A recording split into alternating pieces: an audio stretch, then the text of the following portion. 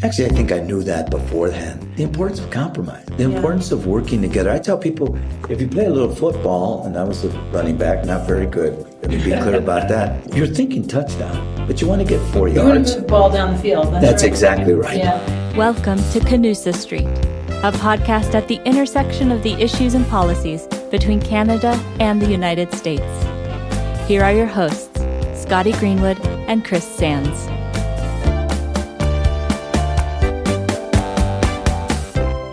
Welcome back to Canusa Street, Mexico City edition, everybody. I'm Scotty Greenwood with the Canadian American Business Council, and I'm joined by my partner in crime, Professor Chris Sands at the Wilson Center. Hey, Chris. Hola. Hola. Great Bonjour, to see you, Scotty. Buenos dias. Great to see you. A North American welcome here on Canusa. Indeed. And I couldn't be more excited about our guest today. I worked for the mayor of Atlanta during the 1996 Centennial Olympics, and I feel a special kindred spirit with our guest because he's such a famous and accomplished mayor. And also, my daughter lives in LA. So, yeah. So anyway, Chris, why don't you introduce our honored guest properly and we'll get right to it. Well, Antonio Villaraigosa almost does not need an introduction in the United States and even in Canada and Mexico because he's 41st mayor of Los Angeles and finished 2 terms in 2013 as mayor of Los Angeles, 8 years, which really reformed the city dramatically. Now, prior to his election as mayor,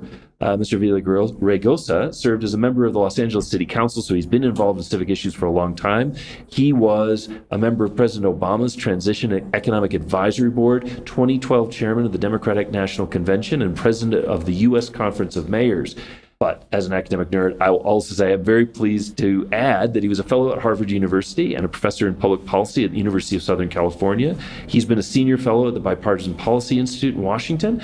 And additionally, he served on the McGraw-Hill Global Education Board of Directors. And since I'm always interested in textbooks, I'm glad you had a chance to take that on. He is now partner and co-chair at Actum, where he focuses on strategic and crisis communication, consulting to senior executives in a large public and private sector organizations. And earlier this year, Governor Gavin Newsom in California asked him to serve as infrastructure advisor to the state of California, working with local, state, and federal leaders to identify priority projects and maximize access to federal funding across all regions of the state. That is a huge remit. That's a huge remit. And Chris, as the mayor might say, of all the introductions he's ever had, that one was certainly the most recent. Yeah, it's a bit long, I know. But it's an accomplishment. So welcome. There was one other, and very proud of. I was Speaker of the California State Assembly in the 90s, and Majority Whip, Majority Leader before that. And the legislature gave me a perspective that I didn't have prior to being elected, and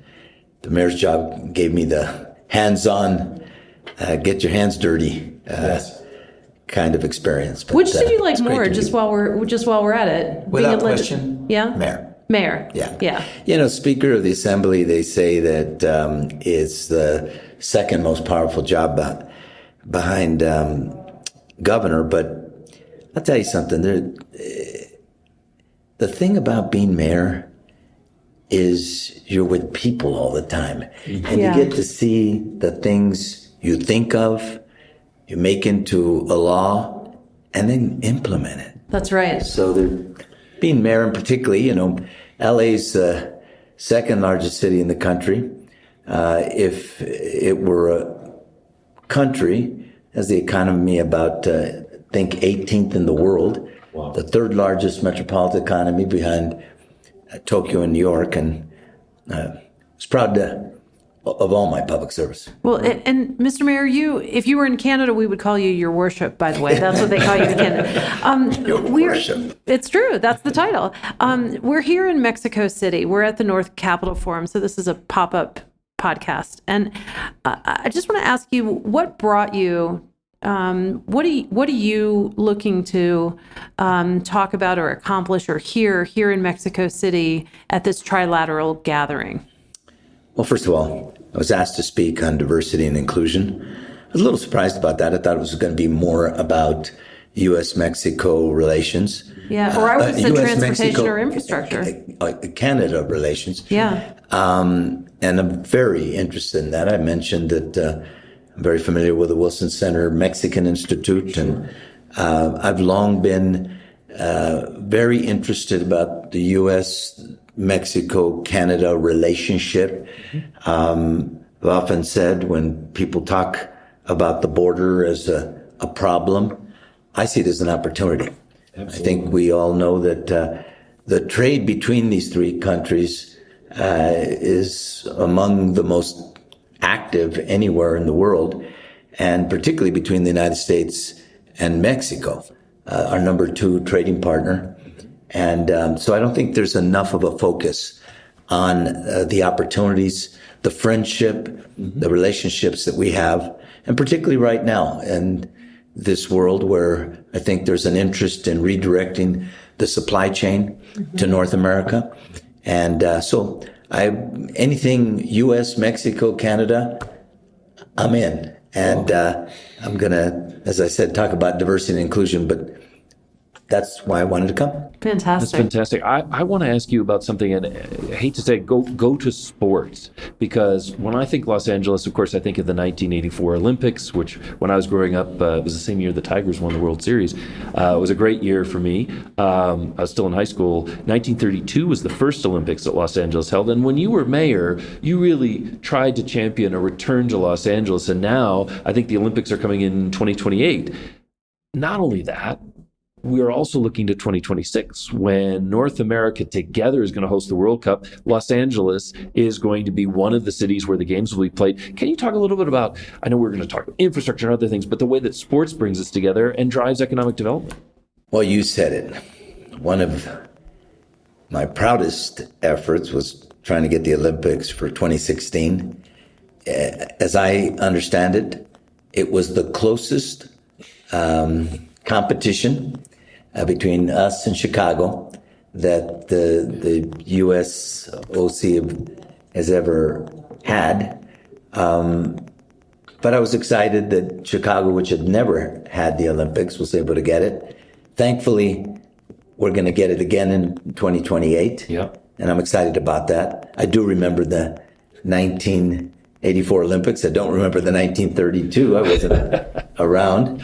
But I'll tell you, sports has a way of bringing people together. Absolutely. Of lifting up the spirit of a city, a country.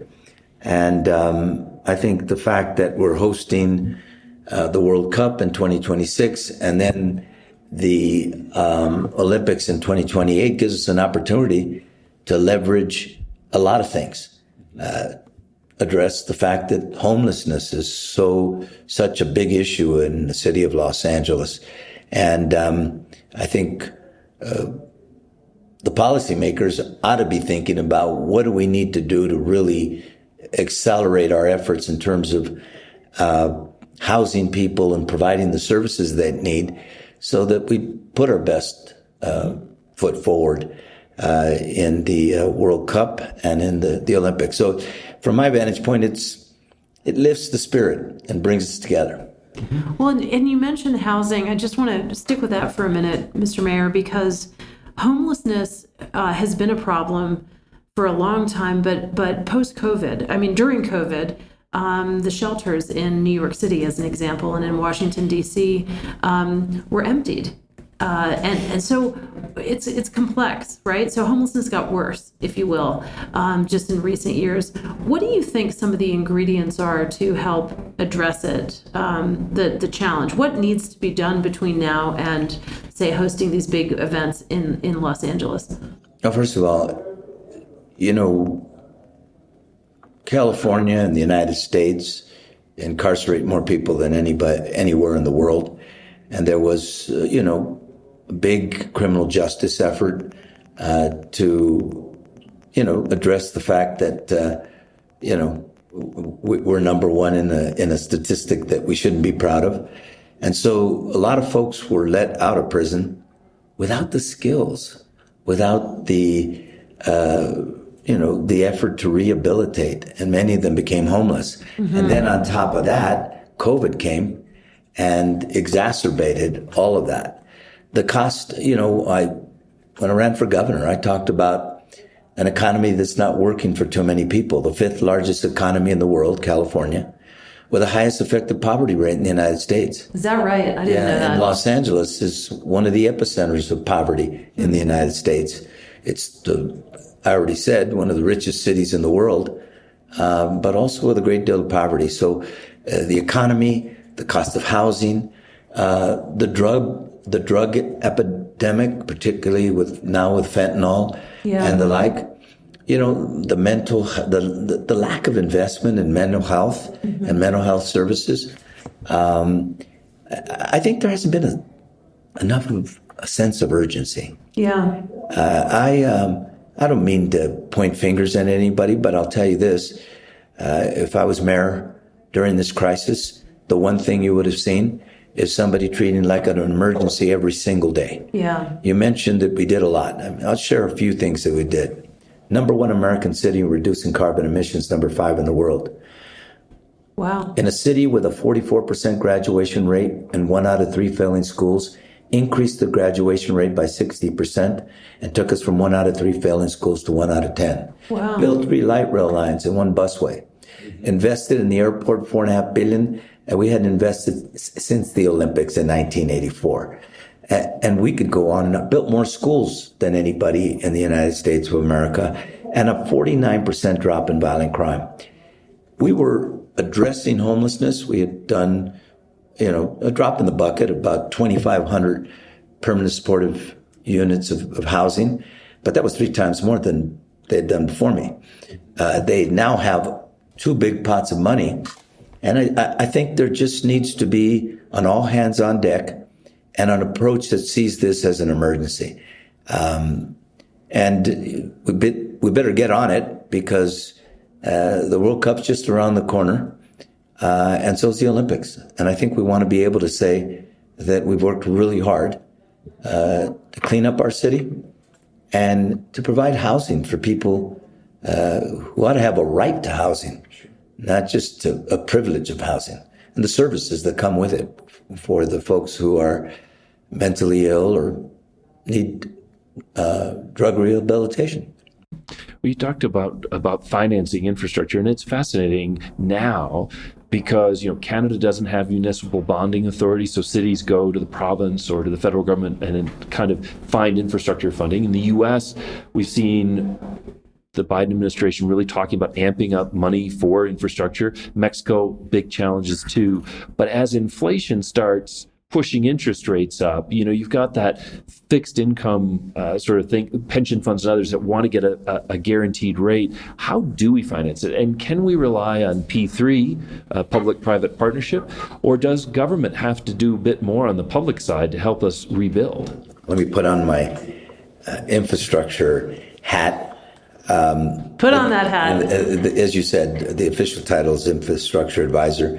The governor apparently was told not to describe me as the czar, but he did anyways. And I think he was trying to indicate and communicate that I'm in charge.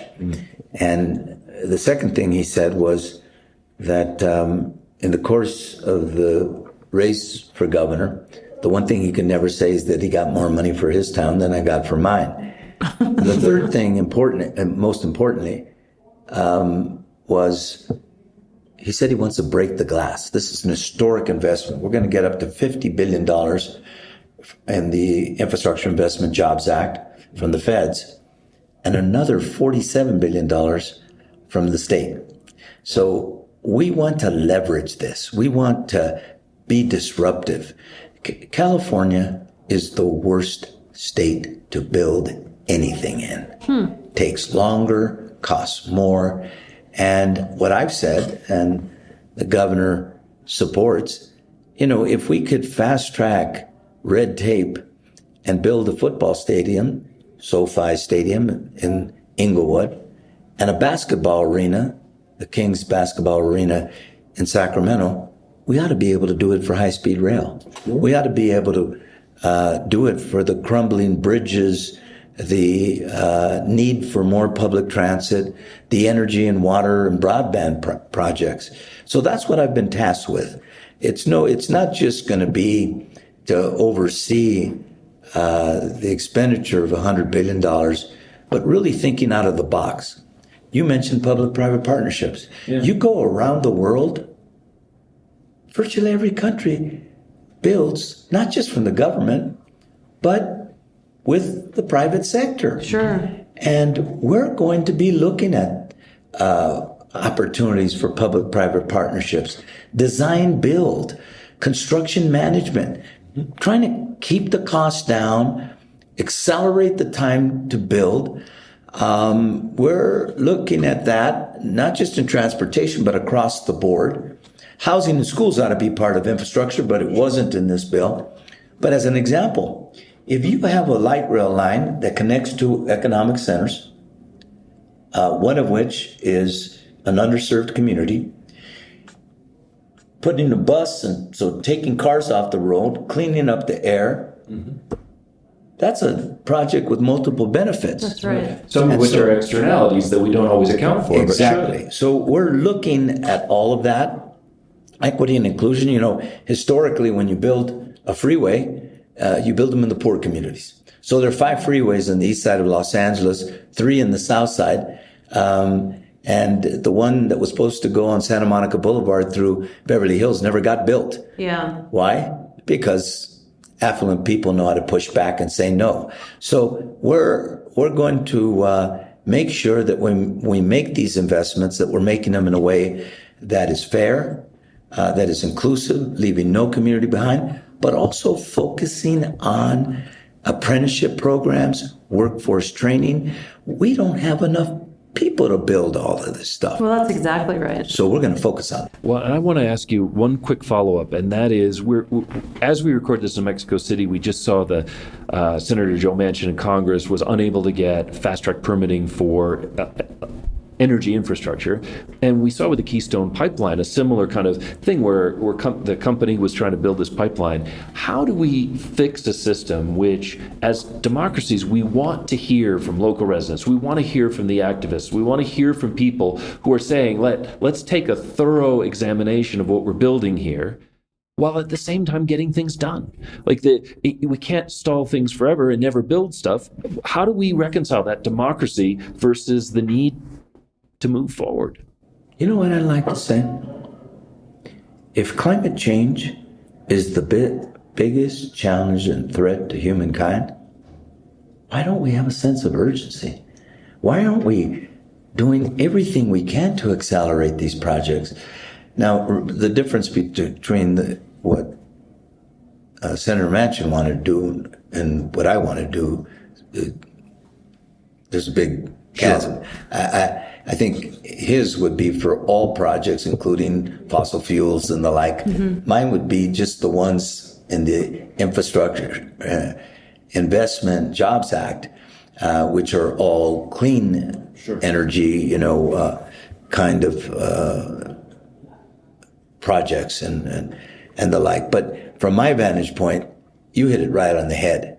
We ought to want to accelerate this one. The criticism always is, when I did 3 light rail lines and 1 busway, and as I said, one of the reasons why the governor appointed me is because of my record building infrastructure. Probably built more infrastructure than, well, not probably, with the possible exception of New York, and I don't even think them when you think of all the things I did, the airport, the port, schools, transportation, nobody built as much as we did.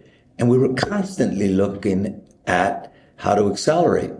Well, we didn't have the authority to do that. So this time around, we want to get that authority. Because some of the things the current mayor, he did cut ribbon on 3 different projects. Airport, the 6th Street Bridge, big news there, it's a beautiful bridge.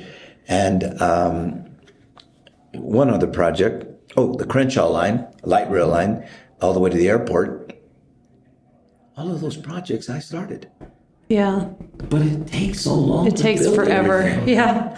And so we want to change that. Take it from 12 years to 8. Or 2. 8, or 2. But it's a little being realistic. Tougher, but whatever it is, reduce the time that it takes to build these projects, so people see their taxpayer money at work and realize, wow, that was great. And look at all the people working. We only have a couple minutes left, and I want to pivot a little bit. I hear your passion for these solving the big issues of the day, and what I want to ask you've had and continue to have an amazing career in public service, whether it's the legislature, whether it's mayor. Young people today, when they think about what they want to do, politics seems like maybe not the most appealing, path. What do you say to the next generation? How do we get really bright, talented people like you, only whose age begins with a 2, to get excited and run for office and work for government and engage in public service? What's the secret there, do you think? Well, first of all, you could understand why they're not interested in politics. Our politics is broken. We put party before country. We're so polarized, like so many things, including climate change. We let the perfect get in the way of the good. I'm a very progressive person. I've been ahead of so many issues: criminal justice, the environment, women's rights, gays' rights. You can go on and on over the years. But I learned once I got to the legislature, particularly, actually, I think I knew that beforehand, the importance of compromise, the importance of working together. I tell people, if you play a little football, and I was a running back, not very good, let me be clear about that. You want to get 4 yards. You're thinking touchdown, but you want to get 4 yards. You want to move the ball down the field. That's right. Exactly right. Yeah. And I think there's just, right now, there's an ideological rigidity on both sides, particularly on the right, but on both sides, that I think that young people just find distasteful. And what I'd say to them, be the change that you're looking for. If you don't like the people running for office and the people in office, then go run, vote. Right. It's so important for us to make our voices heard. So, I could really, it's not just the broken politics. I worked in nonprofits, and I bought a home at 25. I didn't have I grew up in a home of domestic violence and alcoholism. My mom was a single mama. I didn't have a quarter from my family. I saved money and bought a home. When you were 25 years old? I was 25 years old. Wow. And I wasn't making a lot of money. I was working in a nonprofit, the Center for Law and Justice, the East LA Health Task Force. That'd be hard to do in LA today. It's impossible today. It's partner impossible in LA. today. Yeah. So young people are seeing they spend so much on a college education. I didn't spend a fraction of that at UCLA. And then they can't buy a home. Yeah. So they're saying, hey, hold it. This isn't working for me. And these people aren't working for me. So I say, if they're not working for you, run. Run for office. Participate. Right. Amen, brother. I'm with you there. Well, listen, I could talk to you all day. This is incredible. It's a huge honor. Chris, we'll Honor's give you mine. the last, Thank you. We'll give you the last word. Mr. Mayor, we'll give you the last word. How about that? Well, I just reflecting on your career, and you're not done yet. Thinking, the value of raising awareness and being an activist versus accomplishing things and making the world a better place. That's the crux. And you're in the second category. How do we motivate that? How do we do more? Your testament, it can be done. I've always said that when reduced to its simplest component, politics is not just about policy. It's about people. And, when you love people, and it's that might be a problem. It's an easy job. Yeah. I'm not saying that, you don't find it frustrating sometimes. I'm not saying that you don't, have your ups and downs. But for me, what I loved about public service and what I love about it is that you're helping people. I have a public strategy firm and, a great firm, Actum, that I work in. But my colleagues know that, my heart is in serving. And I can tell you that when you put people first and understand that politics isn't just about giving a speech, it's about doing things. And that means you have to compromise. You have to work with people that disagree with you. And ultimately, you got to do what you say. Mm-hmm. And I was happy to do it. That's exactly right. Well, thank you so much, Mr. Mayor. What a delight. Great to see you in person here in Mexico City. I hope we get to see you again soon. I hope so too. We'll come for the World Cup and stay for the Olympics in Los Angeles. That's right. We're never there leaving. you go. All right. Are you red, white, and blue, or just red and white? Beaver or bald eagle? Ryan Reynolds or J-Lo? Canusa Street, a masterclass in cross-border relations. This is where Canada and the United States intersect on the policies and issues of our two great nations. But you know that already. That's why you're here. The question is, if you want more of this bilateral bonanza delivered directly to your inbox, and you know you do, how about signing up for Scotty Greenwood's weekly email updates on Canada-US relations? Head to cabc.co to sign up today. And now back to Canusa Street.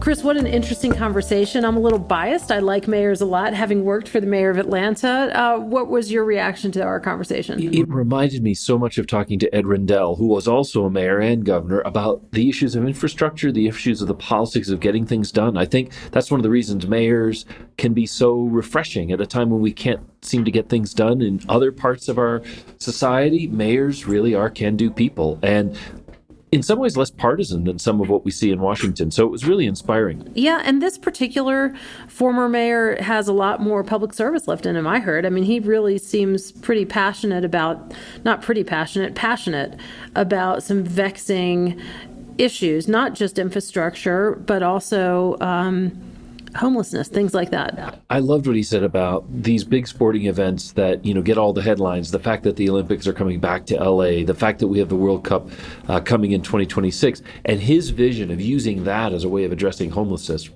that was amazing. And I think it's a really, really good way, not just to have a good time with sports, not just to promote the community, but to do something great for the people who live there all the time.